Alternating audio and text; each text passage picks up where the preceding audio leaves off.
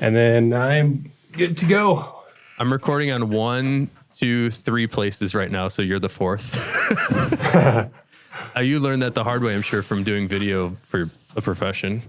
Yeah, dude, I literally yesterday, I think it was yesterday, I recorded an unboxing for Palladium or of some Palladium boots, and I spent like half an hour like talking about it. I pulled the card out, gave it to my editor, and he's like, "This is all like gobbledygook. Like you can't hear a single word of this." I'm like, "Are you freaking kidding me?" But whatever. It's weird. We actually used an AI filter on it, and it like restored a lot of it. But you can tell there's like certain AI bits and like other people's voices that they put into it, and so it kind of sounds like me, but it's like a robot clone of me. It's weird. It kind of freaked me out a little bit. You could lean into that and do a full like AI episode, or Dude, I thought about it because even in that video, what I'm going to do is either at the beginning or the end to be like, just explain it to people. Be like, look, the audio got screwed up, but check out how whack this is. It's so weird that AI has already like got to a point where it can within a few minutes replicate my voice and make it fairly seamless. Just because I think it's interesting. So like I assume the audience will find it somewhat interesting.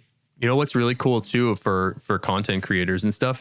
I've seen a couple more prominent, certainly than me, more prominent podcasters that are able to reproduce their English content into like every damn language, like in an instant. That could be cool for you guys.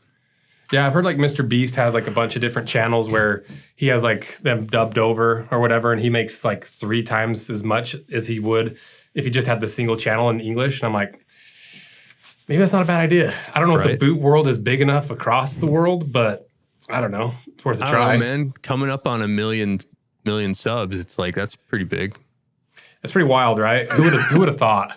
Who would have thought you could make videos, and like I get you can make 1 or 2 videos cutting boots in half, but like for several years up to 1 million subscribers, it still kind of blows me away like year after year that it keeps going.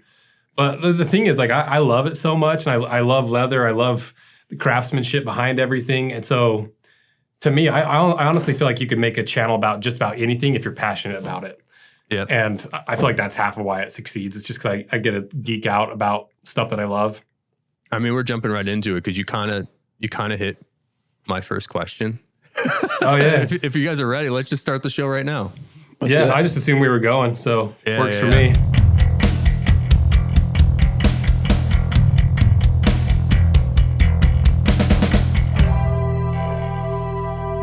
The first question I had was actually, do you love boots?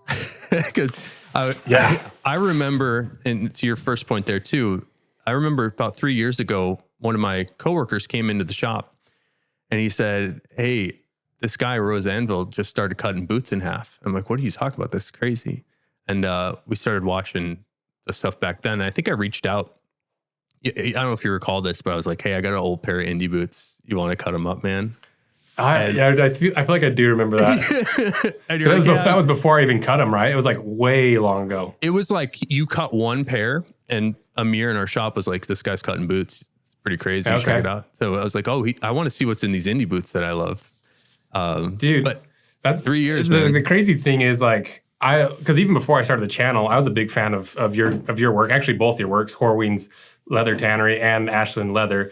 Because when I first started designing wallets in 2015, you guys were making wallets already, and especially the Fat Herbie. The Fat Herbie's been like a favorite wallet design of mine since I started making wallets. Oh, and I'm like, there's been so many times where I'm like, I'm going to copy that design, but I just like, I can't spin it enough to make it different enough that I wouldn't feel sheepish about like completely ripping it off. But I love that design. So many people, you'd be not the first. So many people have. I bet.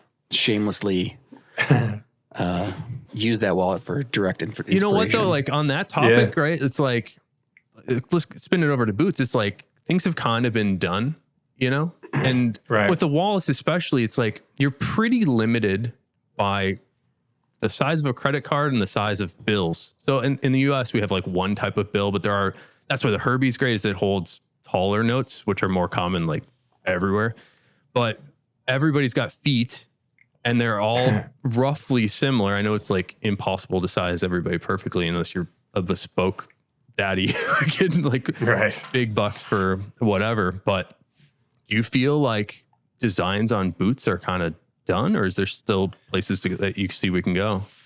I feel like there's plenty of room for growth. Honestly, I feel like there's so many boot brands that are just doing the same thing over and over and over. And it's because when you traditionally make a boot, there's only so many ways you can do it. But, you know, you look at like the sneaker world and you look at how they're pushing technology. You look at how more modern built boots are pushing technology. And it just seems to be this weird divide between traditionally made boots and how they design them and manufacture them, and the lack of innovation versus the constant push of innovation of more modern boots. And so I think a lot of it is probably just an issue of economy of scale where, you know, Nicks and Whites and these guys, it's not like they're making hundreds of thousands of boots. They're making a lot smaller quantities. I don't actually know how many they make. They're not making millions of boots for sure, you know? And so there's a certain amount of MOQ issue with it. And so I think that's a big part of it. But also, you know, honestly, before I started getting involved with those boot companies, I feel like their sizing was way off. I felt like the way that they sold their lasts and they like talked about their products, a lot of times it was a very old and antiquated way of especially sizing.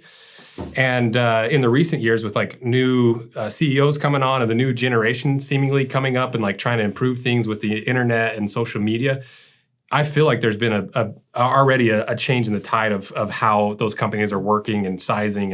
And so hopefully we'll keep seeing it. You know, that's kind of what we try to do with some of the collaborations is make some really wacky stuff that no one's ever done before and try to get these old school companies to make some weird stuff that some people want that's really odd, but I love them. Some people want. Yeah, because, you know, it's like, especially with like the collaborations we do with Nicks, we just make the most ridiculously over the top, almost impossible to wear boots in the ND series. And, you know, they're not for everybody, but nobody else is making boots to that extreme that people are actually buying and wearing. And so that's what I like to do with those companies. And it's not that I'm trying to get them to push innovation. It's just going back to like the wallet conversation, I just don't like making the same thing other people have already made. There's just no interest in it for me. It's like, why even try making it? I guess a lot of people do it for money, but for me, like the creative aspect of it and that creative endeavor, it's not there if you're just copying the Fat Herbie, you know? So that's a big part of like I think why I try to push it with the boot collaborations and just generally why I love designing products. Hell yeah, man. Do you collaborate with the Pacific Northwest guys because that's what you like the most? Or are there other makers out there that you are interested in doing some stuff with?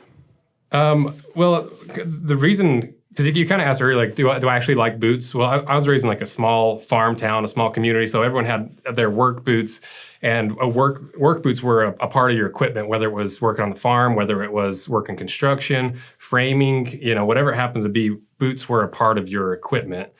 And everyone invested in them and treated them a little bit differently than I think a lot of people that don't work in the trades do. And then when I was in my early 20s as a firefighter, that's kind of where I found those Pacific Northwest boots. Because when I first got hired on, the squad bosses and the crew bosses, they had the whites, top of the line, you know, smoke jumpers. And they're like, these are $600, probably like $500 at the time. And everyone's like, oh my gosh, $500 for a pair of boots, you know? And they're like, it's worth it. Once you get past the white bite and once you get through the oil in it and all this stuff, they're the most comfortable things on earth.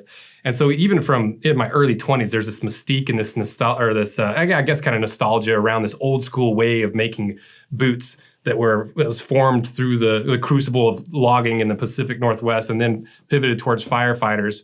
And so that's a big part of where my love of boots came from, and especially the Pacific Northwest. And so when it came to collaborating with boot companies, they were the ones I was initially attracted to because of that. But also because they just make the baddest boots on the planet, essentially. You know, they make the heaviest duty boots. They make the heaviest materials. They're for the hardest working jobs. And any type of superlative is always interesting to me. And so when it came to making collaborative boots and making videos about boots, those ridiculously over the top boots always seem to rise to the top of my interest. Yep. I see that in you. And that's, what is white bite? I've never heard that before. So, you know, just across the top of your instep where your ankle bends, all that leather bunches up. And I'm sure White's does not appreciate me calling it White Bite. You're actually the brand. I get it. It hurts your foot a little bit. Yeah, it binds up all that leather right there at that flex point, and it just kind of hurts your foot while you're breaking the boots in.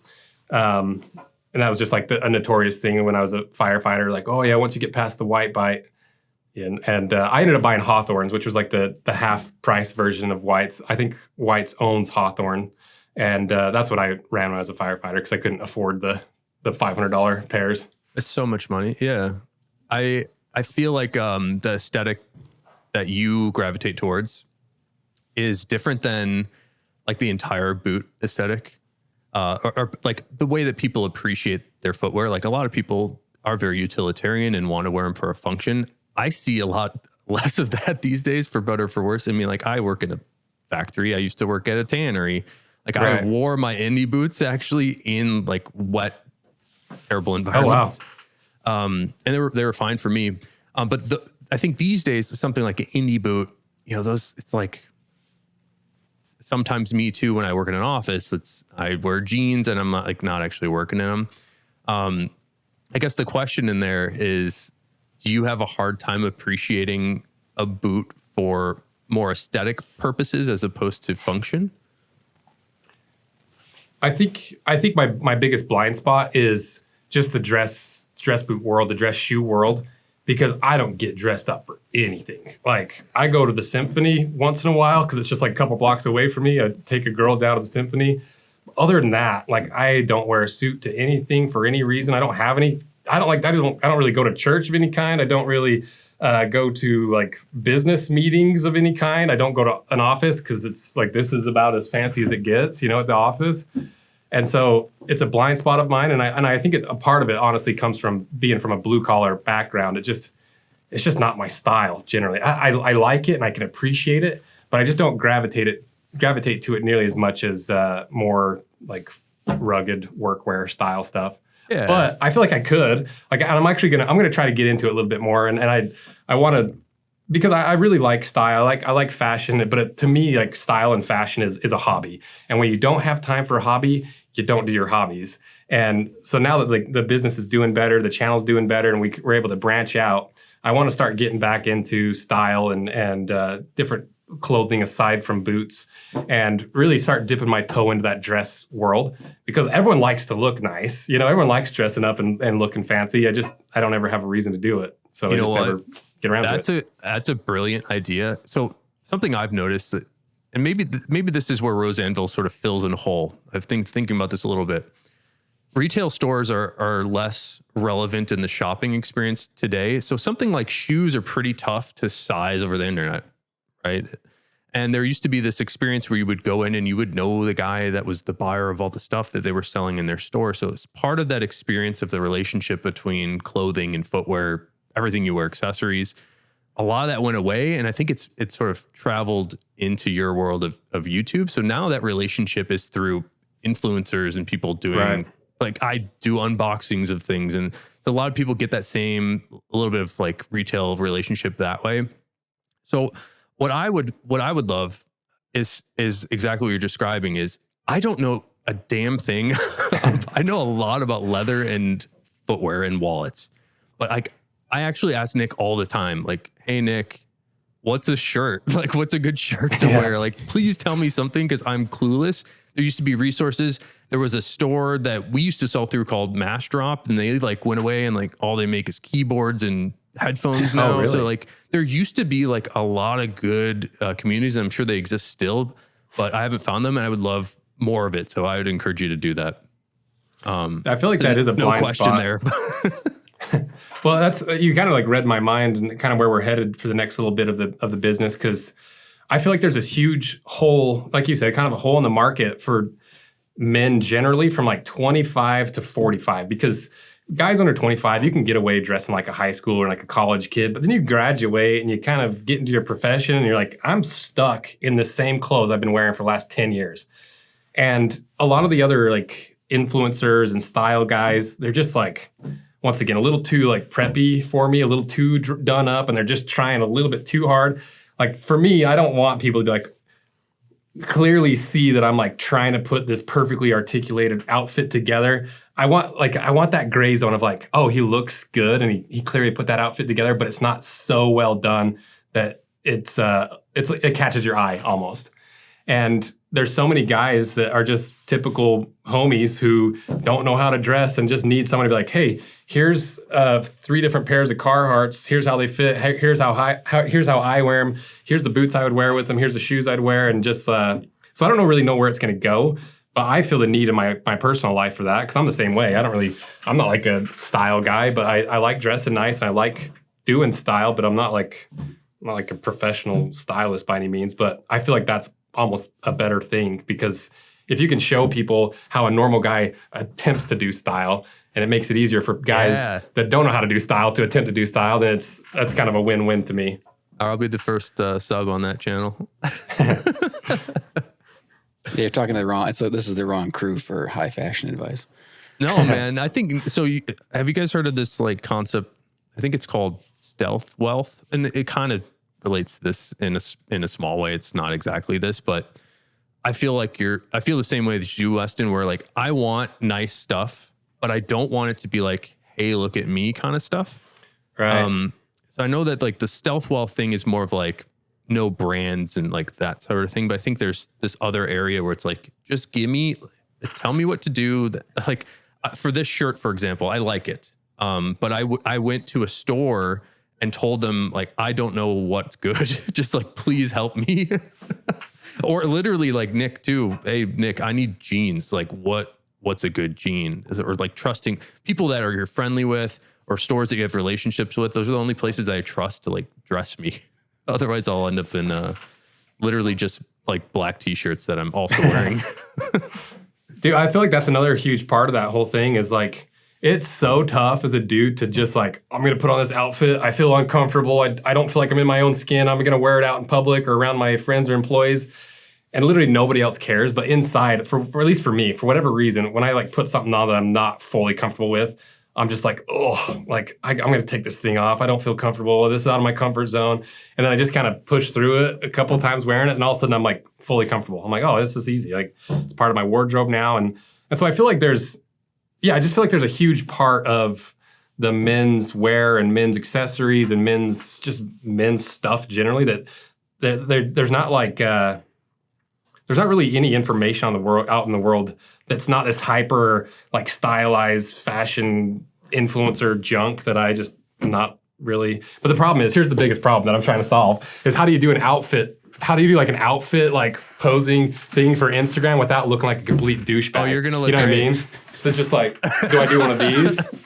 You know, dude. like, and they're just like study what's that Ben Stiller movie? Zoolander? Which one? Just study Zoolander. Zoolander. Give him blue steel. Yeah. So that's where my hiccup is right now. It's like, how do you actually style them without looking like a complete D-bag when you're styling it for people? Yep. Well, that's why you'll make the big bucks. You got to figure that out. We'll see. The weird thing about boots, though, is there's a good amount of interest and money going around with boots. Whereas, like, you know, because guys will drop $300 or $400 up to $600 on a pair of boots.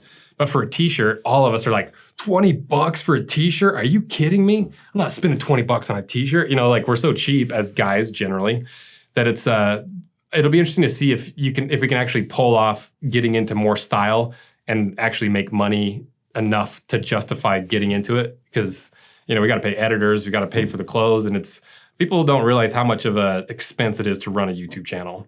Mm-hmm. Well, do you want to go into that for us, or do we want to? Yeah, I'm happy to tell you guys whatever. I'm pretty open about all the stuff with YouTube and that. Yeah. Well, maybe just a quick one there. So you started doing this YouTube channel when? So I technically started it like probably over 3 years ago when my brother was in college. He took some class. He's a world-class UX, UI instructional designer. And he was working on a project during, I think, his master's degree. And he was like, hey, can I start a YouTube channel for you? This would be really good. Our roommate had a YouTube channel with 100,000 subscribers-ish. One of our good buddies is Jerry Rig Everything on YouTube. He's got like 8 million subscribers. And so he saw the opportunity and was like, let me just start this for you and see where it goes. And so he made like 8 or 10 videos of me just doing like DIY crafts.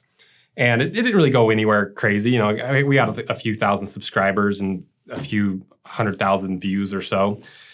And then, you know, I kind of died off as he got into work more and finished his college. And we started working on more leather goods with the camera harness Kickstarter that really took off. We raised $500,000 on our camera harness for wedding photographers. And then COVID hit immediately after. Like, we were like, oh, we made it. We got like $500,000 in camera harnesses. Like, it's time to sail off into the sunset and make camera harnesses for the rest of my life. You know, I've figured this thing out. COVID hits and everything died. None of these wedding photographers are buying camera harnesses anymore because they weren't booking any places to go or doing any weddings. And so everything just dropped off the face of the earth. And so that's when I was like, I got to keep a couple of my employees busy. I'm not doing anything right now. I'm working on my old Triumph motorcycle, and that's about it. And so I was like, I'm going to start doing YouTube again. And so that's kind of when I started cutting boots apart more seriously. Because I can't remember if I started right during the COVID times or if I just... Because I know I did like an unboxing of Doc Martens, and I don't know the full timing. I have to go back and look at it. But it was around that time. And that was about what happened. It was like, well, we don't have anything else to do. Let's double down on YouTube. Yeah. And it just took off. You know, every time we post a video, it got a good amount of views. We started rolling in sponsorships. And I was lucky to have a lot of good people around me with Jerry Rig Everything. My old roommate Schmood was a YouTuber. I had a lot of really good help from like my network that I met during college at the Entrepreneurship Center while I was going to marketing and business admin school. And it just lined up. And so now here we are like 3 years later, still cutting apart 2 boots and shoes a week, every single week. And I hate being in front of the camera. It is not my natural thing. So yeah, that's kind of how it all happened. It's funny that you say that. And I also hate being in front of the camera. And I just don't like it.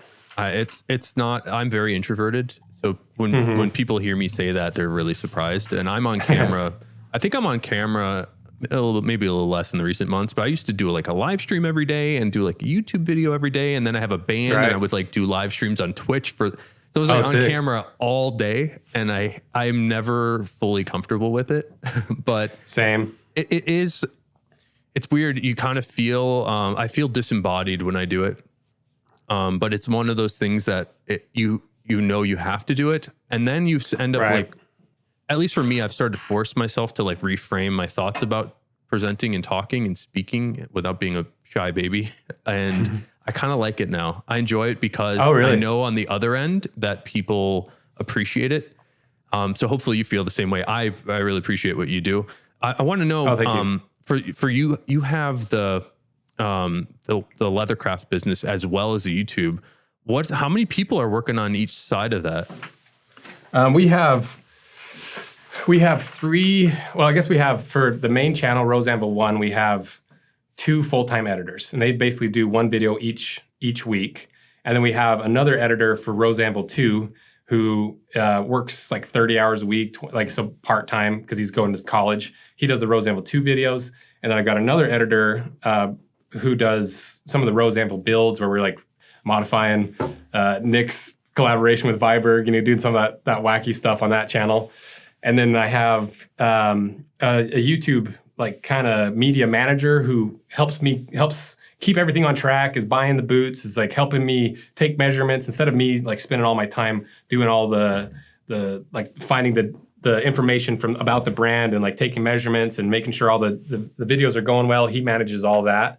And so we basically have a 5-man team for YouTube. Wow, that's super, super small. I would have imagined you would have also had like camera op people and like sound. You just do all that yourself.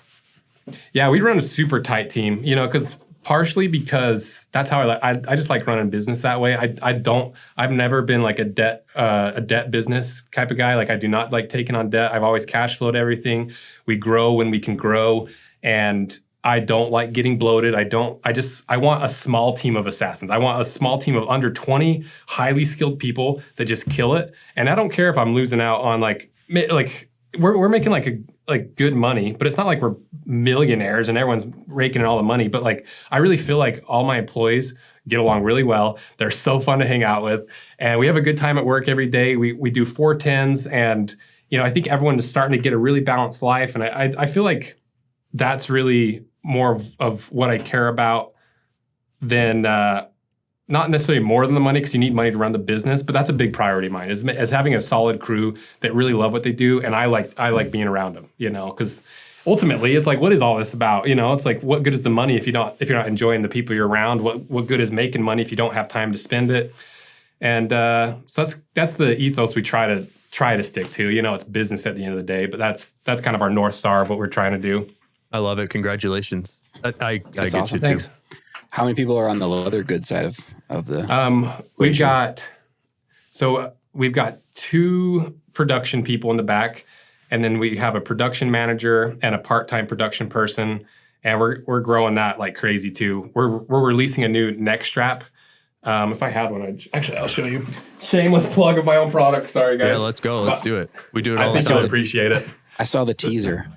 Yeah, so this is kind of a janky one, but it's a leather link neck strap. We call it the lasso link neck strap because I wanted to make a neck strap and this actually, I remember when I was out at Horween, you were working on a similar thing, Nick, and that was part of the inspiration because I remember you had, and maybe I don't if you want to edit this out if it was like spoiling anything, but you had like a huge box of like laced cord leather, and you're like, there's something I can do with this. I don't know what it is. I still have that big box. I'm selling it off, or I'm like sending it out like 3 feet at a time. And everyone's like, this is great. I don't know what to do with it. That's so funny. But I like that. I like that articulation. I like that idea of like combining the strength and the patina ability of leather with the like strength of leather, but still having it flexible and malleable and not a big chunk of like a belt sitting around your neck. And so that was definitely a part of the inspiration for this. And the leather side's growing like crazy. And honestly, for the last 2 or 3 years, I've completely pivoted all my energy from the leather goods to the YouTube. But now the YouTube's grown so much and it's running so well, and I have so many awesome employees that just like take everything and just handle it. Now I'm able to refocus on the leather, which is my real passion. I like that creative process. I like the designing. I like working with my hands. And so, yeah, it's been an awesome year. It's been I've been very, very fortunate. So, man, congratulations. Yeah, very, very lucky. What happened with the camera harness fallout? Did you deliver any of that product, or did people walk away from that? Or oh no, we still delivered it all. We delivered it well ahead of time. And since that Kickstarter a few years ago, we've continued to sell more and more. We sell several a week. It's our biggest product that we sell on the website.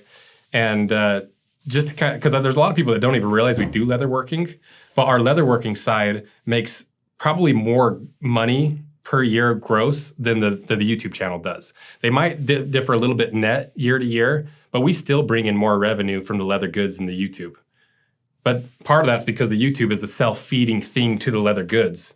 We're always like, and that's something we're playing with, moving away or moving to is, every time you watch a YouTube video, you got to sit through that 90 seconds of like, this video is brought to you by so-and-so. Check out their bullshit, and it's the worst, it's the best, this is. And then you're like, good Lord, get to the video, Like those 90-second ads. I hate doing them. People hate watching them. And so this next year, we're really trying to pivot. And instead of just pushing other people's BS and all these other random products, we want to start pushing our own products and showing what we're doing and just do more stuff that people actually want to watch instead of seeing random videos about vapes or gambling or whatever it happens to be, Yeah, I was watching some of your stuff ahead of this, and YouTube was trying to sell me a Toyota Highlander.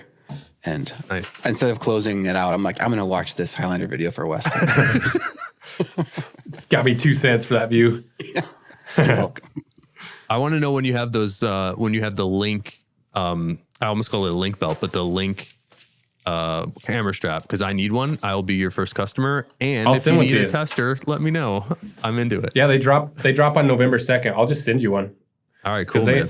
And we're kind of doing it in an interesting way too, where we're doing like a initial launch, kind of like Kickstarter, where we discount it, and we're doing it almost like a testing pool. Where we're going to sell X amount for a testing pool at a discounted price so that they can test them and let us know where the issues are. We'll fix those issues, ship them whatever parts or whatever needs to be fixed if they do need to be fixed.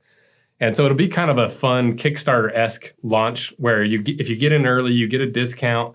You get to be in the initial batch. You get to test it for us. And so I think it'll be fun. I love that. I've been working on this design forever, but it's just finally kind of all clicked after like 3 years of on and off working on it. I love the link design because you get incredible yields out of it. But also, if I sent you a crazy piece of shell, would you want to make me like a tumbled, marbled, something crazy strap? 100%. Yeah. Right, let's I'll do a video on it. Put it on that'd be sick. Yeah. We could be like making the Cordovan leather lasso link neck strap for Ashland leather. Here's like a $600 stupid for sure. strap. 100%. Let's do it.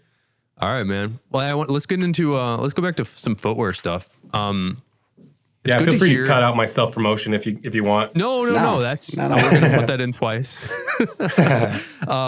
I'm so glad to hear that you still love boots, and that was actually gonna be one of my questions: is do you still love boots? Because you're sort of focusing on it all the time, and I'd imagine you kind of just like get tired of it. What is it about boots that you love so much?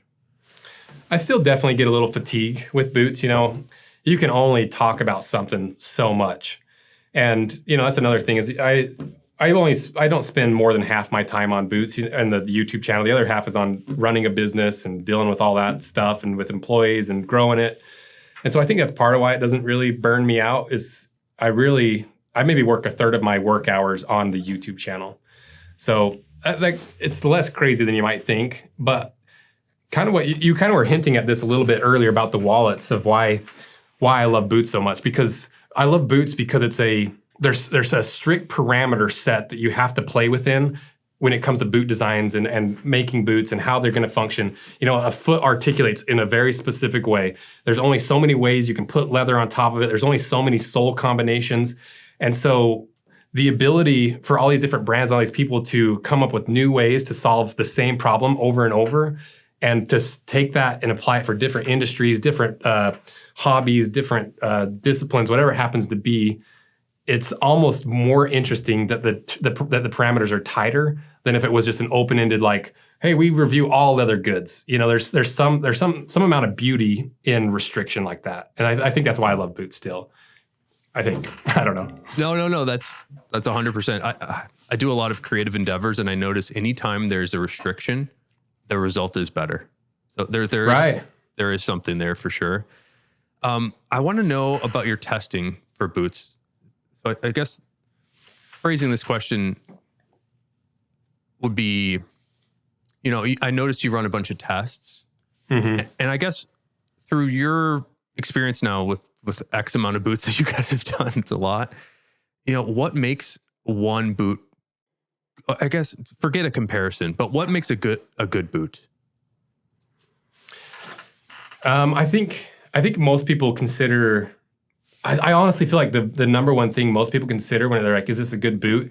is the value. You know, because you can say a $50 boot's a good boot if it is built like a $200 boot, but you can also say a $200 boot is terrible if it's built like a $50 boot. And so I think that's a big part of why the channel does well, because not everybody has thousands and thousands of dollars to be spending at these on these like made to order boots or these custom orders or these custom fit things. Like most people they want a nice looking boot that they know they can trust and rely on, that has the dependable components and parts that they're going to get their money's worth out of it. I think that's probably the number one thing. Value is the number one. Yeah, I think so. So it's like obviously price divided by what? You know, like the value is a longevity, or, you know, what are the things that you consider there? Yeah, I would say like the functionality and the longevity of them. You know, because I would say that value, because what is the value equation? It's price over quality plus I can't remember. I talk about it all the time and I can't remember it. I guess I could like tell you what my value would be is like, I want a boot that looks fucking awesome and I want it to be super comfortable and I want it to last a long time and continue to look awesome. And the reason I specifically want a leather boot is because I want it to develop and I want it to like become part of me in a way that only leather can do, which is, as you can tell, I'm like horny for leather. But I know we got three leather bros in here. There's not gonna be any. We got Nick Horween himself on the podcast. I don't know. Like, what do you think, Nick? What do you value in a boot?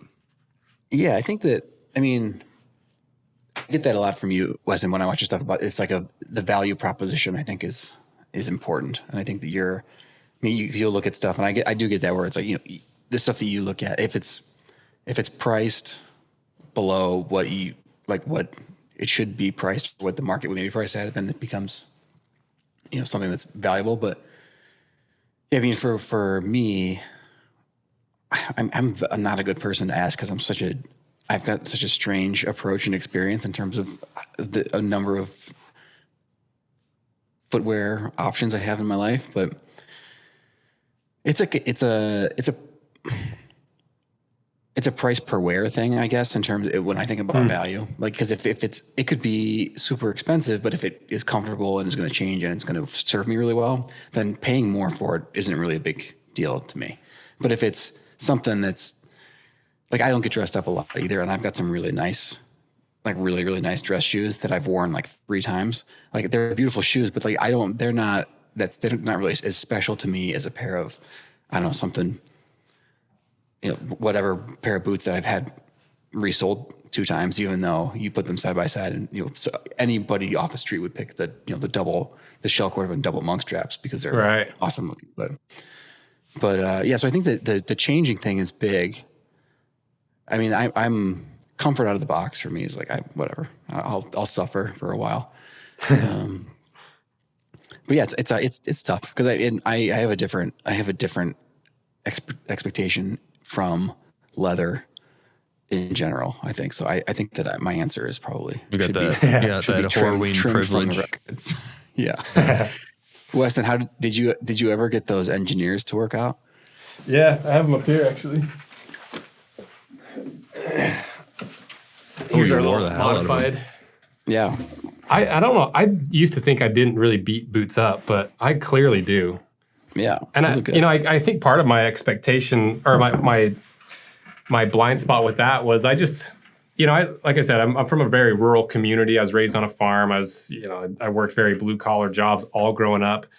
And I just assumed, and I'm from Utah, Utah's a small state. And so I just assumed everyone kind of wore boots and used them in the same way where they're like, oh, we use boots for work. We use boots for hiking. We use boots because we use boots when you can't use sneakers. And I was like, I feel like I don't beat my boots up that much, because I see so many guys out there actually working in boots and they get them destroyed. And I've just kind of slowly learned that my standard of what a durable boot should be is a little bit different than other people, especially like people from like big cities or people that aren't in rural communities. They just don't use boots in the same way. And so to me, I feel like I haven't hardly worn them, but like they look pretty beat up. Yeah, you just got to take a little damp cloth and wipe them down and brush them. They'll come back to life. Cordovan's incredible like that. I think this other one was actually the one we shined. Yeah, we did like a little video on it so you can see the difference between this one that we shined up. Yeah. We just hit it with the line finisher, the horsehair brush on a line finisher. And you don't need to do anything. Cordovan is magic. But I think that's a huge part. Something Nick said made me think about this is I think maybe the number one best attribute of leather and why I love it so much and why I have this obsession with high quality raw materials is so many products in the world and so many materials, they peak when they're brand new. They're never going to get better than they are when they're brand new. As over time, they get sloppier, they get more uncomfortable, they get looser, all this stuff, everything just falls apart as you use it. Leather and a few of these other materials are very rare exceptions to that once you start using them, the first time you use them is about as uncomfortable it's going to get. Then over time, it breaks in, it gets more comfortable, it gets more formed to the shape of your foot, it compresses in certain ways, it rolls in certain ways, and within like a few months, most sneakers, whatever, would be worn out or at least in a worse shape than what they're brand new versus boots, they start to peak after like 6 months of wear.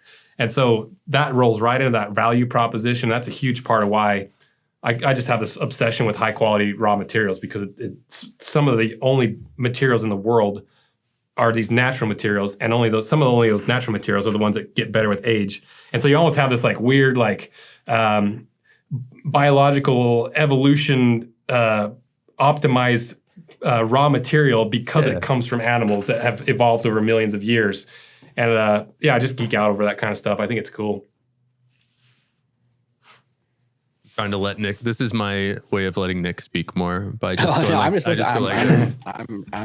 listening. I do a bad job of roping Nick into most episodes, and I just take over. Because honestly, Weston, I wanted to say this at the beginning, and I refrained. But all I want to talk about is Alden, and I'm trying so hard not to talk about. Oh, we can talk about it. How angry are you talking about Alden? Did you just get that all the time? It's like the number one thing people want to talk about, but like I'm used to it. You know, it's like it's so funny too because like those videos only have like 200,000 views. It's not like they have 10 million views. There's so many other videos we have that are actually like a lot more mainstream and a lot more popular, and we've covered a lot more controversial stuff. But for whatever reason, that Alden video really struck a nerve with people. I know the reason. I can tell you the reason, and because what's the reason? I'm the guy with the struck nerve. Oh no. No. And actually I'm a little different than some of the people in the Alden communities that I look into.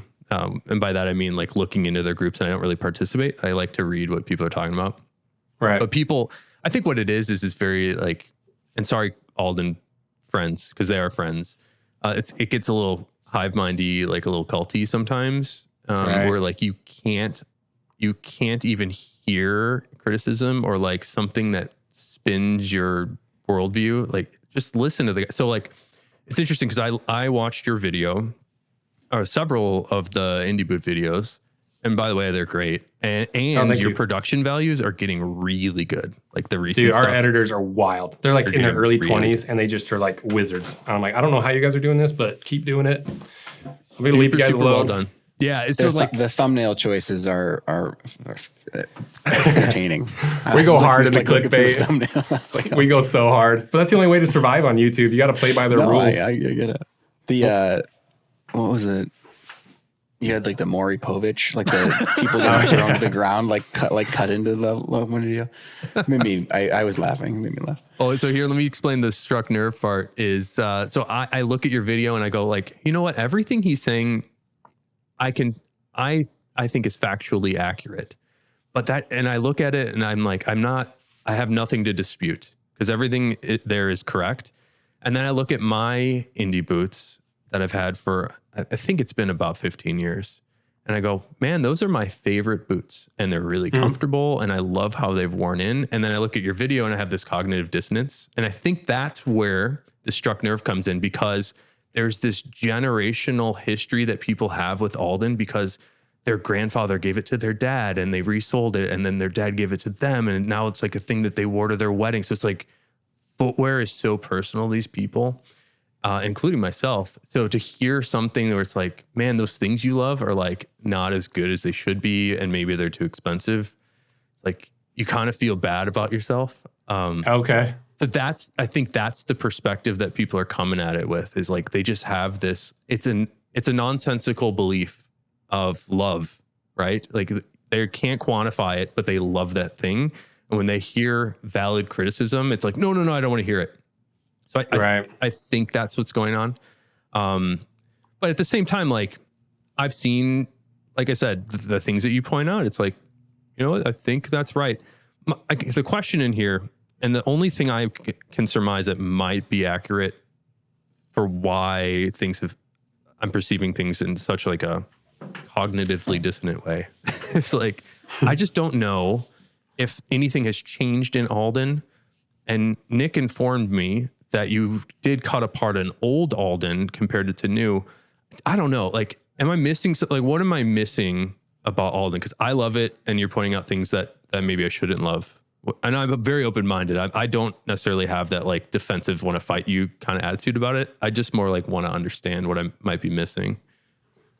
I feel like the number one misconception with all that is like people kind of put words into my mouth of saying like, oh, these are the worst boots ever made, or he hates these boots, or he says they're not good. I'm like, throughout every single video, I'm like, they're not bad boots. They're just overpriced. Like if they were $350, $300, they'd be like, yeah, they're good. They're like about like Red Wings. They're built about like Red Wings. You know, it works. And they're comfortable boots. I love the Last. I love that True Balance Last. You know, there's a lot of good things, but I think in a similar way, when people get that nerve struck, they don't want to hear, they don't want to even consider the positive things you said. They're only focused on the negative things that hit that nerve with them. And to me, it's like, I just feel like it's not that big of a deal. Like if you look at the boots cut in half and all the components and compare it across the 300 boots that we've cut apart, it clearly lies in that like $350 price range. And I'm like, what are we arguing about here? And it's like all these people, they come up with excuses, and my favorite expression is like all these Alden apologists are like a girl, or not a girl, we'll say a person trying to get back with their ex and justifying it to their friends. It's like, yeah, but he's sweet. He does this. Oh, well, no, he gives me flowers on Valentine's Day. No, he does this. And they're like, no, he's a toxic son of a bitch. And they're like, no, but he doesn't. And that's kind of how it feels. Mm-hmm. And I think to me, the craziest thing is, if you love Alden's, why not ask Alden to make the boots at least how they used to? Or if for $600, ask them to make them to the standard they should be for that price, given the spectrum on the market. Is there issues with Alden and their bankruptcies and all the other things that have gone on, and them having brick and mortar stores and like maybe an antiquated supply chain? And I don't know what's going on at Alden, but maybe they have a reason to keep it that high. But to me, it's a pretty cut and dry case that you can get boots with similar components for like $300, and that's pretty much it. I don't know. I feel like it's such a big deal over not even that big of a deal, because people still love them. People still wear them. They're still decent boots. They're still like a high quality boot. But my take on, oh yeah, these are probably like twice the price they should be, and I wish they had better components that you guys should want too. That's the thing that it gives me some cognitive dissonance, is like, why don't Alden fans just ask Alden to make the boots how we all want them to be made?